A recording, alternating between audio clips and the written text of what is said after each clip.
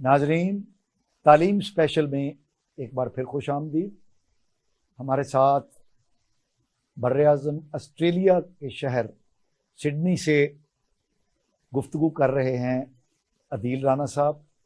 अदील राना साहब, welcome back.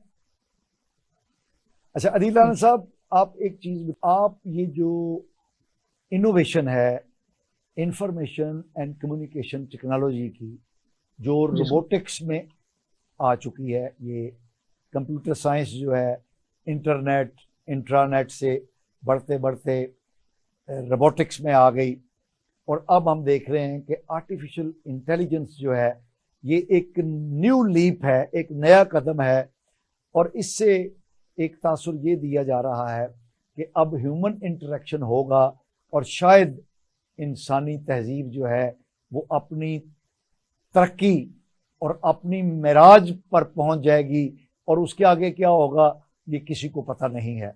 आप इसको कैसे देखते हैं?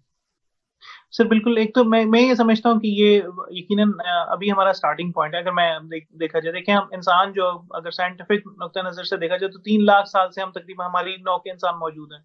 70,000 साल से सेपियंस ने संभाला, और 10,000 साल पहले कोई सनती इनकलाब आया। तो अगर कायनात को देखा जाए 13 बिलियन साल की, तो 10,000 साल कुछ भी उसमें मानी नहीं रखते हैं। और 2,000 साल और ये 300 साल पहले कोई इंडस्ट्रियल रेवोल्यूशन आई है, तो एक कतरा ही बनता है ये 300 साल ना। अगर हम, क्योंकि 10,000 साल से लेके 300 साल पहले तक जरिए काम उसी तरह चल रहा था जैसे भी आपने जिक्र फरमाया। 300 साल से ये हुआ है कि इंडस्ट्रियल रेवोल्यूशन आई, और अभी फिर टेक्नोलॉजी रेवोल्यूशन आई, और अब हम एआई की तरफ जा रहे हैं। तो ये it's a very starting point मेरा ख्याल है। अभी चीजें बहुत आगे बढ़नी है।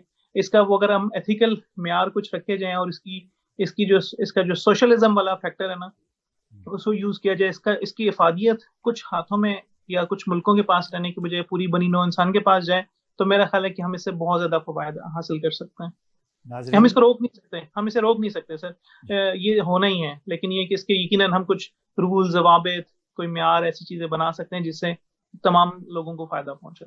नाजरीन, अदील राना साहब एक माहिर एक्सपर्ट आईसीटी के प्रोजेक्ट मैनेजर हैं। इंफॉर्मेशन एंड कम्युनिकेशन टेक्नोलॉजी में इनोवेटिव अप्रोच को अडॉप्ट करते हैं। ये मलेशिया, ऑस्ट्रेलिया और मशरक़ वस्ता में अपनी सलाहियतों का लोहा मनवा चुके हैं। इनको बहुत सारे अवार्ड भी मिले हैं, और हम बतौर पाकिस्तानी इन पर फ़ख्र करते हैं। नाज़रीन, अब हम इनसे पाकिस्तान के हवाले से कुछ बातचीत करेंगे। राना साहब, एक बात बताइए, ये जो इंफॉर्मेशन और कम्युनिकेशन टेक्नोलॉजी का जो इनकलाब है वो पाकिस्तान में कैसे तामीर व तरक्की में अपना किरदार अदा कर सकता है, और आप पाकिस्तान की तामीर व तरक्की का क्या प्रोस्पेक्टिव देखते हैं कि पाकिस्तान इस शोबे में कहाँ तक आगे जा सकता है, क्या इम्कानात हैं? जी सर, थैंक यू।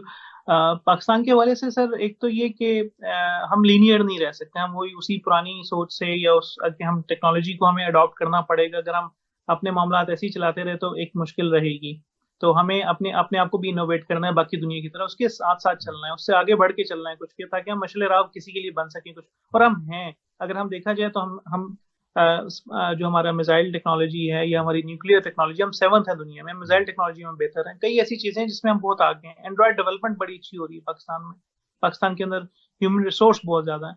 तो इस लिहाज से पाकिस्तान में एक बड़ी उम्मीद अफजा सिचुएशन है। जिन चीजों में हमने हाथ डाले, हम थोड़ा आगे भी गए, बस एक डायरेक्शन की, सेंस की, विजन की जरूरत है।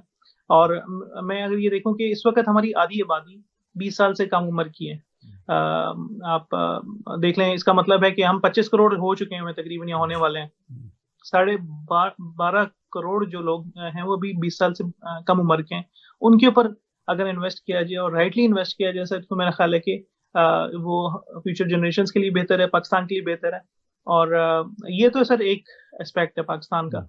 दूसरा ये कि कुछ चीजें ऐसी हैं जो सोशल पॉइंट ऑफ व्यू से भी बहुत बेहतर हो सकती है, क्लास की डिवीजन के लिहाज से बेहतर हो सकती है। फॉर एग्जांपल डाइवर्सिटी, ख्वातीन की इंक्लूजन टेक्नोलॉजी के शोबे में, अगर टेक्नोलॉजी की एक्सेस उनको दी जाए तो वो अपने आप को बेहतर अवेयर कर सकती हैं अपने राइट्स के हवाले से, अपनी पढ़ाई के हवाले से, और अपने आप को ग्रो कर सकती हैं। उनको हम फ्लेक्सिबल वेज दें। कुछ ज्यादातर ख्वातीन का ये होता है कि उनके बच्चे होते हैं तो उनके लिए मुश्किल, उनको ऐसा कंड्यूसिव एनवायरनमेंट दिया जाए जिसके अंदर वो अपने आप को ग्रो कर सकें। टेक्नोलॉजी में इजी है, आप पाकिस्तान में बैठ के आप अमेरिका की यूनिवर्सिटी से कुछ पढ़ सकते हैं। तो ये लड़के लड़कियों के लिए जो बालिग अफराद हैं और बाकी सब जो लोग हैं उनके लिए अपॉर्चुनिटी मौजूद है कि वो अपने आप को ग्रो करें। बस मेहनत की बात है, डायरेक्शन की बात है, गवर्नमेंट सपोर्ट की बात है। तो ये मेरे ख्याल से यूटिलाइज करना चाहिए इतनी बड़ी मैन पावर को, जो कि आप देख लें कि 125 मिलियन की, उसको इसकी बेस पे तो मुल्कों के मुल्क चल रहे हैं, कई बाकी ममालिक को देखा जाए जो कि टेक्नोलॉजी बेस पे हैं। तो हम तो फिर मतलब उनसे बहुत बड़े हैं। तो हमें चाहिए कि हम अपने इस एस्पेक्ट पे इन्वेस्ट करें। और मैं सिडनी में रहते हुए मैं एक चीज बड़ी नोट कर रहा हूँ सर, कि यहाँ पे जो लोग आ रहे हैं, जो बच्चे आ रहे हैं, कोविड के बाद से बड़ा एक तेजी से रेला है जिसमें पाकिस्तानी माशाल्लाह काफी तादाद में आए हुए हैं।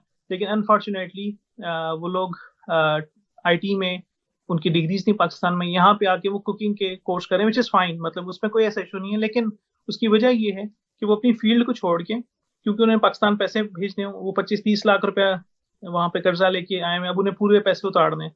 तो वो शेफ का कोर्स कर रहे हैं, वो सिक्योरिटी की जॉब्स कर रहे हैं, वो टेक्नोलॉजी से बाहर हट रहे हैं, या अपनी टेक्नोलॉजी के अलावा जो भी कोर फील्ड है उससे हट के वो अपने ये जो सोशल एस्पेक्ट्स हैं उसको करने की कोशिश कर रहे हैं। तो मेरा ख्याल है ये आपने बड़ी पर्टिनेंट बात कही है। इससे आप क्या समझते हैं कि जो यहाँ पर यूनिवर्सिटियाँ ये उनको डिग्रियां दे रही हैं वो कंपैटिबल नहीं है, या वो लायक नहीं है नौजवान, और वो फिर डिग्रियों के मुताबिक अपनी जो उनकी तालीम है उसकी बजाय वो शेफ के कोर्स करते हैं और इस तरह की चीजें करते हैं? तो ये शेफ का कोर्स भी सर बहुत अच्छा है। मैं ये नहीं, मतलब इस हवाले से मैं यकीनन मैं मतलब ये नहीं कहना चाहता कि वो, लेकिन वो अपनी फील्ड से हटके जिस पर उन्होंने काम किया, ये एक मेरा पॉइंट है। और लोगों में कोई ऐसी कमी नहीं है। वो बच्चे जो एक टेक्नोलॉजी में तालीम के बाद वो अगर इस तरफ जा रहे हैं और इसमें भी कामयाब हैं, तो मेरा ख्याल उनमें कोई ना कोई सलाहियत जरूर मौजूद राना साहब, आप, मेरा ख्याल है ये मार्जिन दे रहे हैं उनको। बात ये है कि अगर मैंने तालीम हासिल की है, यूनिवर्सिटी की डिग्री हासिल की है, एक है। खतीर रकम मेरे माँ बाप ने खर्च की है मुझे वो मखसूस शोबे के अंदर तालीम दिलाने की, मैंने वक्त लगाया है, मैंने तालीम हासिल की है, मैंने कुछ स्किल भी हासिल की होगी, तो उसी को बुनियाद बना के मुझे फिर आगे अपना प्रोफेशन में तरक्की करनी चाहिए ना। तो अगर मैं वो उस शोबे में नहीं जाता तो इसका मतलब है कहीं ना कहीं गड़बड़ है। बिल्कुल सर, ऐसा ही असल असल जो मामला है मेरा ख्याल है वो कैपिटल का है ज्यादा। उन्हें उन्हें अपने खर्चे या जो लोन्स लेके आए हैं वो ज्यादा पूरे करने हैं। लेकिन मेरा ख्याल है ऐसा एक ये इसका जो रीजन है वो ब्रेन ड्रेन भी है सर। अगर ये पाकिस्तान में थे, पाकिस्तान में पढ़ रहे तो काश के पाकिस्तान में कोई ऐसी सिचुएशन होती, कोई ऐसे एंटरप्रेन्योरल माइंडसेट होता कि वहां पे कंपनीज होती हैं और वो उन्हें अच्छा ऑफर करती हैं, तो वो क्यों बाहर आते हैं। तो मेरा ख्याल है ये जो ब्रेन ड्रेन हो रहा है, जो सलाहियत तो पाकिस्तान ने खर्चा किया, यूनिवर्सिटीज बनी, पाकिस्तानी गवर्नमेंट ने खर्चा किया, लोगों का पैसा लगा, लेकिन जब वो पढ़ के आए, और मैं अपनी बात भी करता हूँ, मैं अपनी बात थोड़े दूसरे पैराए में भी करता हूँ कि मैं पाकिस्तानी यूनिवर्सिटी से पढ़ा, एक नहीं 2-3 मास्टर्स किए मैंने। मैंने पहले 5 साल पाकिस्तान में नौकरी की सर। लेकिन जब मैं पाकिस्तान में नौकरी कर रहा था तो मैं एक कंपनी जो थी वो कुवैत बेस्ड थी, उसके पैसे कुवैत जा रहे थे। दूसरी कंपनी मलेशियन बेस्ड थी, मलेशिया में मैंने काम किया, उसके बाद पाकिस्तान से भी काम किया, लेकिन पैसा मलेशियन कंपनी को गया। ठीक है, मैंने थोड़ा सा कमाया लेकिन ज्यादा उधर ही गया, ज्यादा पैसा। जी बिल्कुल। टेलीकॉम कंपनीज को देख लें सर, वो मिडिल ईस्ट में पैसा जा रहा है, इजिप्ट में जा रहा है, नॉर्वे में जा रहा है, ठीक है, क्योंकि बाहर की इन्वेस्टमेंट से पाकिस्तान की उस तरह से नहीं है। हमने पीटीसीएल को भी आउटसोर्स किया, मैं आपको बता। तो फिर मैंने ये सोचा कि यार मैं अगर यहाँ पे रह के भी बाहरी फायदा दे रहा हूँ तो वाई नॉट। मैं बाहर जाके कुछ काम शुरू किया और मैंने देखा कि मैं वहां से बैठ के जरा ज्यादा कंट्रीब्यूट किया मैंने पाकिस्तान के लिए, अपने आप को भी यकीन फायदा पहुंचाया। एक अप्रोच थी वो, लेकिन पीछे भी मैंने कुछ चीजें ऐसी की जो कि जिनका और बच्चों को फायदा हुआ, और मैंने कुछ प्रोजेक्ट्स किए कुछ, लेकिन मैं उसको स्केल नहीं कर सका। करना चाहिए, और भी लोगों को वापस आना चाहिए। इंडिया ने ऐसे ही किया था कि उन्होंने अपने लोग वापस मंगवाए थे, गवर्नमेंट ने ऐसा एनवायरनमेंट दिया, टैक्स फ्री उन्हें स्टार्टअप्स दिए, जोन्स दिए, और उन्होंने जो है वहाँ पे वो अब देखें कितना आगे गए, क्योंकि लोग वापस गए वहाँ पे। तो मेरा ख्याल है ऐसा कोई एनवायरनमेंट रखना चाहिए ताकि लोग बाहर आने की बजाय जो है वहाँ पे बैठ के कमाएं और खुद डॉलर्स में वहाँ पे इनकम लें, बजाय इसके कि बाहर आके यहाँ पे मेहनत मजदूरी करके भेजें। उसमें कोई आड़ नहीं मेहनत मजदूरी करने में, लेकिन